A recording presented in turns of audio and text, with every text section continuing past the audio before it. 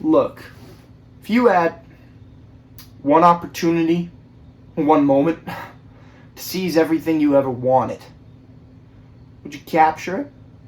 Or just let it slip?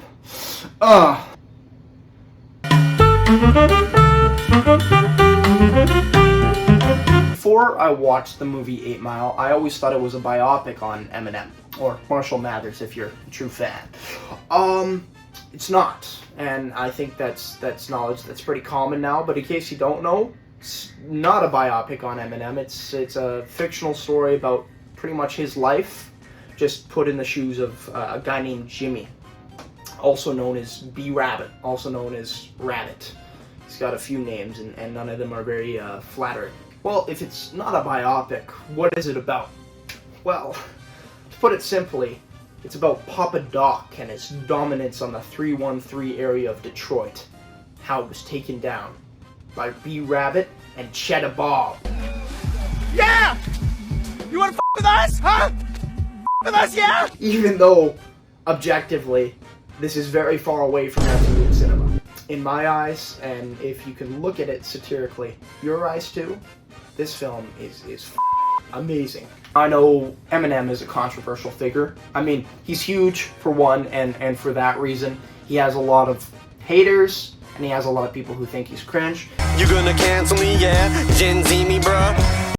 And he has a lot of annoying fans and stans, but what you can't argue is that man is an icon. That man has worked with Rihanna, that man has worked with Ed Sheeran, that man has worked with mother Jelly Roll. Like, he's big. He's really big. So even beyond the scope of you liking or disliking him, you gotta look at some of his works objectively. If you don't like his music, I promise you, you could still very much like 8 Mile. Why you with the gay guy, G? When really you're the one who's got the HIV. That one didn't age quite so well. That the timeline it releases in the Eminem CU is kind of important here, because at this point in cultural history, Eminem was closer to Slim Shady than being his own actual, big icon. He was more known for the bleached hair, banging your mom, and beating his,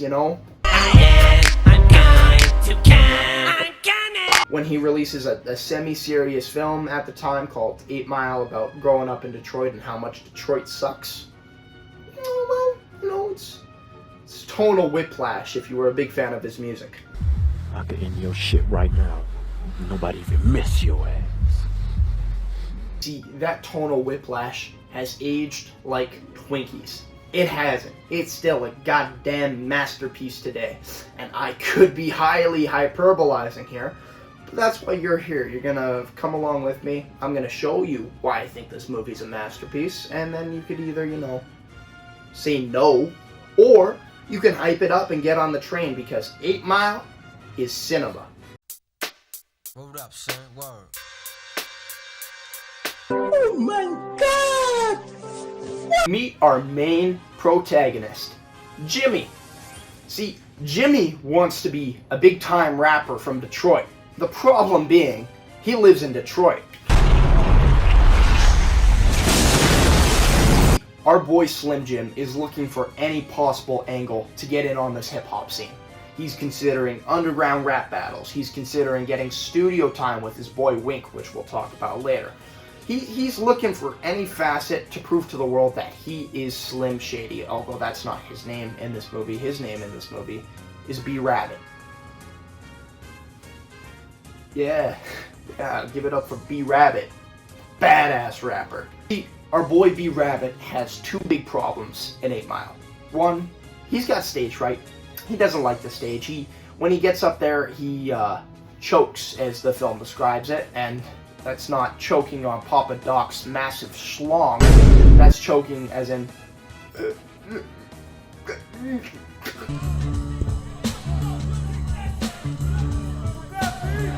Oh, that's no bar! B-Rabbit's bigger op in this film is the universe. It just hates him. It just despises him. I mean, he lives in Detroit. He got fired from a fast food place, so he works in a stamping plant. His mom is awful. She doesn't have a job, and she's banging his high school bully, Greg, who is amazing. I love Greg. He is peak character right there. His friends are all douchebags who almost let him burn to the ground with a building. I got one. Wait, you got the lighter? Wait, what are you doing? No!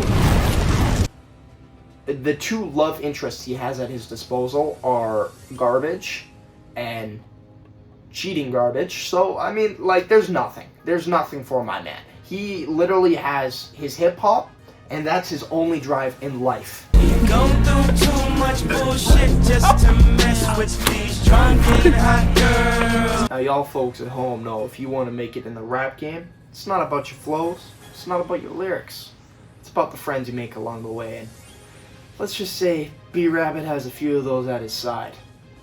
And a few absolute douchebags. Let's go into them. Oh, you're the best friend that I ever had. First up, and probably most importantly, we got Future. No, not that Future. Sensational. Future from 8 Mile. And Future from 8 Mile is significant because he is B-Rabbit's best friend, loyal to the end, and most importantly, the host of the rap battles at the shelter. He's also mocked relentlessly, like the rest of his gang. Look at Future. Hey, don't even start, nigga. And what you gonna do about it,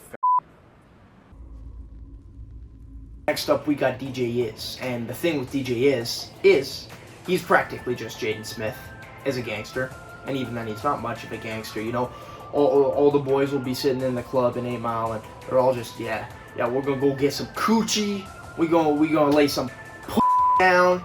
And then DJ Iz over there is like, yeah, the socioeconomic state of the world, though, guys.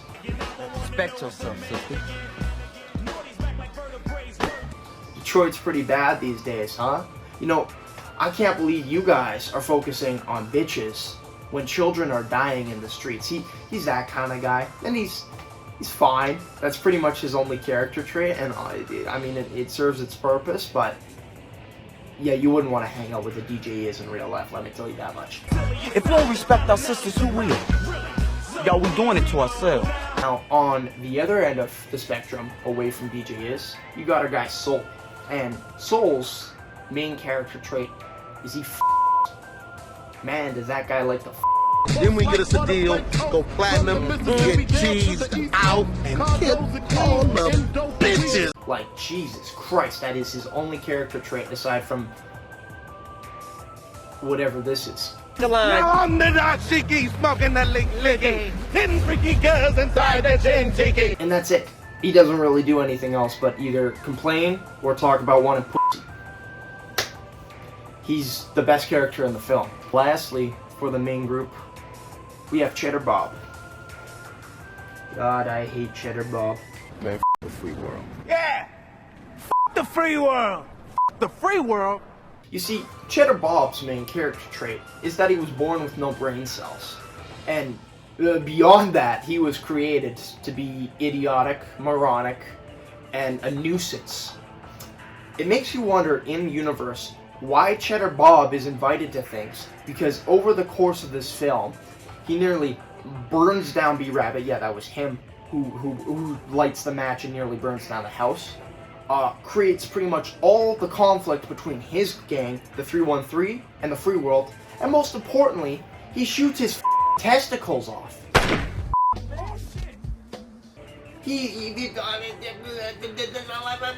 Who's inviting him? The last member of Jimmy's circle is a little different. He's on the outskirts, and between you and me, he was caught hanging out with the free world the other night.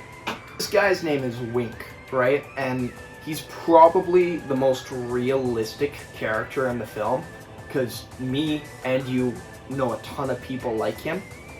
His main character trait is that he's full of shit. Look, I'm telling you, man, I'm on my way. I'm taking you with me. You're the franchise, baby. I'm gonna be huge someday, and you could be huge with me if you just, you know, give me some of that cheddar cheese. Get in on this guy. That's the kind of guy he is, and he's intolerable. I hate his presence almost the same as Cheddar Bob. But if I had to pick between the two, I'm still picking Wink. that's Rabbit's friend group. It's dysfunctional. They're a bunch of losers. I mean, hanging out with a guy who even resembles Jaden Smith is enough to kind of give you the, like, I don't know if I want to hang by those guys, right? Well, the big thing about them is they're loyal. They're together, they stick through it together, and they're massive douchebags to each other. I mean, again, with the Cheddar Bob thing, the thing with Cheddar Bob is he's just relentlessly bullied to the point where there's a scene where they're laughing at him so hard that he hides away in his house and pretends he's not even there. He's that ashamed to go visit his friends. I just didn't want him making fun of me. Do you know what I'm saying, Rabbit? Rabbit, teach me the right rhymes. That's the way to get the ladies, right? To be fair, this is after he shot his testicles off, but still, you get the point I'm making. They're not very nice people. If I were Rabbit, I would pick better friends. Not because these are, like, the worst guys in the world, but because of the family he's stuck with. That being Mom and Greg. I love you, you love me.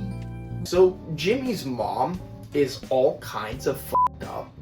Her introductory scene involves Rabbit coming home from losing a rap battle. He decides to, crash out in the old family trailer for a few nights because he's got no other options. Opens the door and, oh, there's Mother getting banged. Oh, by my high school bully. What's up, Greg? And Rabbit's reaction to this is just, oh, not again. And he walks outside. He's not fazed by it. It's crazy shit. Who is not fazed by seeing their mom get banged? Yeah, this film is doing everything it can to make you hate Jimmy's mom. And to be fair, she very much deserves the hate. Throughout the film, she openly tries to discuss her awful sex life with Greg, with Rabbit, which he's... Mom, I don't want to hear this. Greg won't go down on me. Mom! Beyond that, she gives Jimmy her own car, which doesn't work, it's broken. Mother of the Year right there. And lastly, her whole kind of plot in this film is her trying to not get evicted. Her plan to which being, she is going to hook up with Greg, and Greg is going to get some settlement money, and then with that settlement money, Greg is going to take her and Rabbit's sister, which I haven't mentioned, but she doesn't really do much here, and they're going to go away to La La Land. Woo! Paradise with Greg. He got fired from a pizza place. So at least I got a f***ing job. Okay, stop it. Fortunately, the absolute brick wall of a human being that Greg is can still see through Jimmy's mother's stupid, idiotic plan to escape to paradise, and he loses his shit and gets a little bit physical. Okay, don't worry, I'm taking care of it. And by physical, I mean, like, abusive, so Slim Jim has to duke it out with him. Ridiculous stuff. The moral of the story is Greg is probably the biggest piece of shit in a film full of pieces of shit. And Jimmy's mom learns nothing. The ending of her arc in this movie is her not getting evicted. Okay, that's understandable. But how? She doesn't get a job. She doesn't find a better guy. She doesn't even do anything to make her life better. She wins at bingo, and that's the solution to her problems. That's not fair! That's not fair! What an awful arc. There is absolutely no positive payoff there. It just left me feeling like, I much would have rather the family get evicted than her get out of jail free with bingo. Who makes money off of bingo? What kind of bingo ring does she play at? I want to know, cause like... Here comes the money. Here we go. Money talk. Here comes the money. Oh, we talked about Jim's friends. We talked about his loving family. Now, the third and probably most important pillar to Jim in this film is romance.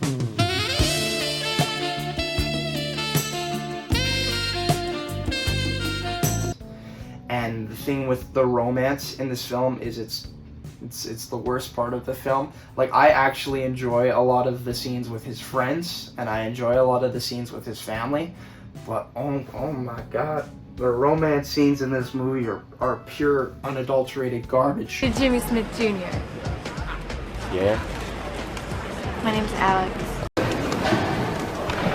Okay. Rabbit knows this one is different, man.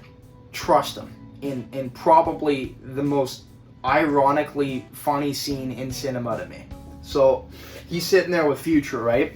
And they're looking over at this new baddie named Alex, right? That's shown kind of interest in Rabbit. And Rabbit's like, man, she's so bad, bro. She's scrumptious. But she wants to leave the big D. The big D is Detroit. And then Future's like, yeah, everybody wants to leave the big D. She ain't gonna leave the big D. She ain't nothing special. And then Rabbit, as profound as he is, goes, nah, this one's different. And it just cut away from a scene of her dancing the stupidest strip club level dance I've ever seen. Like, I think she's different. You like? So Alex's role is basically to be there at the finish line when Rabbit absolutely serves at that final rap battle. She somewhat accomplishes this, so some crucial points with her would be she bangs him at his job at the stamping plant, which I don't know how they got away with, but I'm not even going to show you any scenes from that because it's just an awful scene. And then beyond that, she bangs Wink.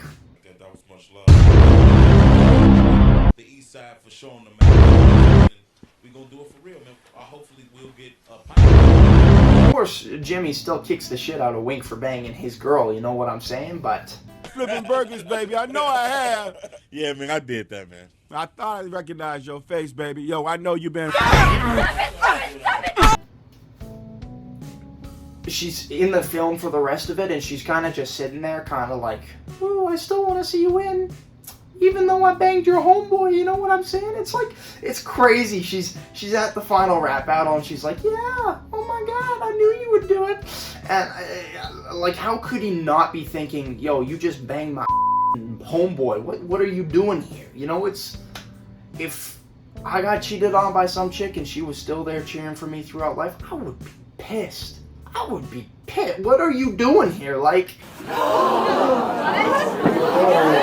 need to leave! we covered the three most important pillars, those being family, romance, friends.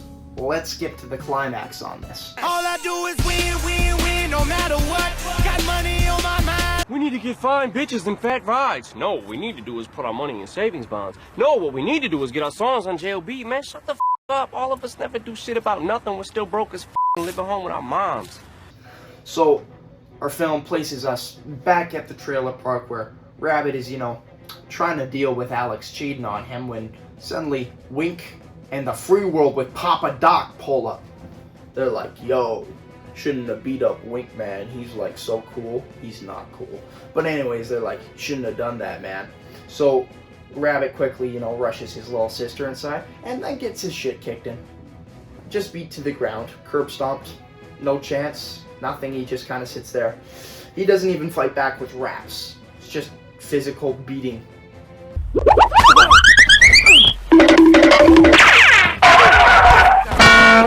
After this immense beating, Rabbit has some contemplation. He's thinking, man, it's a shame I worked the night of the rap battle because I would really like to serve these guys. So then, the next day, he's at work. His beloved Alex shows up and is like, oh, I'm sorry, I did what I did. I'm such a silly little girl, but anyhow, I think you should still go rap Tiger. She's not Mary Jane, don't worry. She's not that bad. And then, basically, he's like, okay, yeah. Yo, random guy who we've never met in the film, you want to cover for me? He's like, sure. And then we go to the rap battle. That was easy. Despite getting his shit absolutely rocked physically, he ain't afraid of no Free World motherfucker. So he heads up to that rap show. He's got to face pretty much all the guys who kicked his ass, which I don't know, that seems like there should be some rule against that. Anyways, there's kind of 3 rap battles that happen. 2 of them are pretty basic, you know, it's kind of just an even back and forth. And our boy Rabbit just barely gets over above the rest. But the main battle we gotta talk about is Rabbit versus Papa Doc, because this is one of the greatest moments in cinematic history. Let me give you a recap. I'm not scared of no Eminem. He can't mess with me. I'll rap so hard he'll have to pee. Oh, blah, blah, blah, blah. So Rabbit goes first. He doesn't normally do this, so it's a big moment. He's giving Papa Doc the stare down. Suddenly he just whips it out. I am white. I am a loser. I live with my parents. But guess what? This guy's name is Clarence. And and his parents have a good marriage. He went to a private school. The whole crowd loses it. They love it. This guy, Clarence, not Papa Doc. This guy's a loser. Imagine having married parents.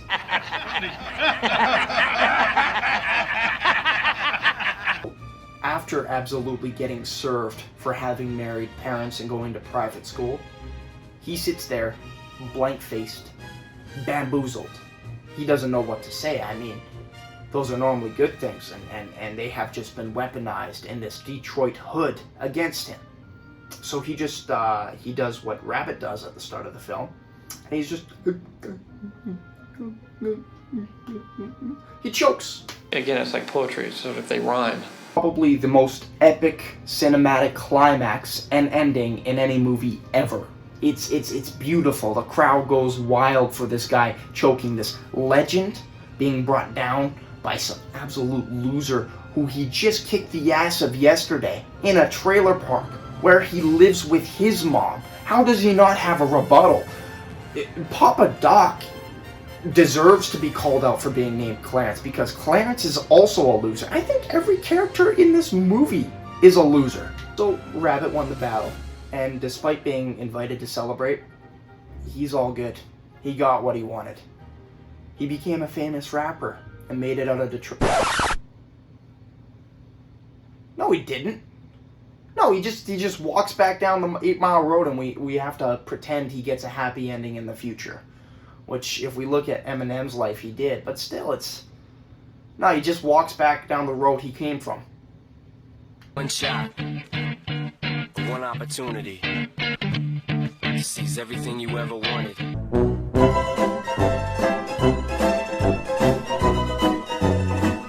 And that's 8 Mile. Absolute cinema. I mean, I get some unironic enjoyment from this, but most of my enjoyment is ironic. It's definitely a product of its time, and for that reason, I love it. I love it. I absolutely revel in the atmosphere of this movie. My favorite aspect of this movie has to be just how Detroit is portrayed, because it's of course it's portrayed to be like a dirty, grungy place, but more importantly, it's portrayed to have like random rap battles pretty much happening on every street. You're in a workplace parking lot and all the workers are having a rap battle. I can't believe that I'm hearing all this raving and ranting from Vanessa up here at the New Detroit Stampin'. You're in a random parking garage, a rap battle. I use my voice to spit the fire refrain. There's no way that Detroit has this many rap battles per day as the movie portrays. I know this video wasn't like a deep analysis or anything, but really I'm just trying to like get you to get up and go watch 8 Mile. It's classic. It's classic. You can't go wrong with it. It's just a good movie to lay back to, laugh at the stupidity. The aged aspects are the best aspects. All the aspects that haven't aged, enjoy them, I don't know, straight up. Overall, it's a good time. So go have a good time. Love to go have a good time with you. I really would. I mean, you know, these past few days have been pretty intense. It's just, I have to go do my own thing, you know? I have to go forge my own story. I'll see you around, though. This is my time to shine, and I'm gonna make it to the top. Talking Doritos and Cheetos, I'm not gonna mojitos and Fritos.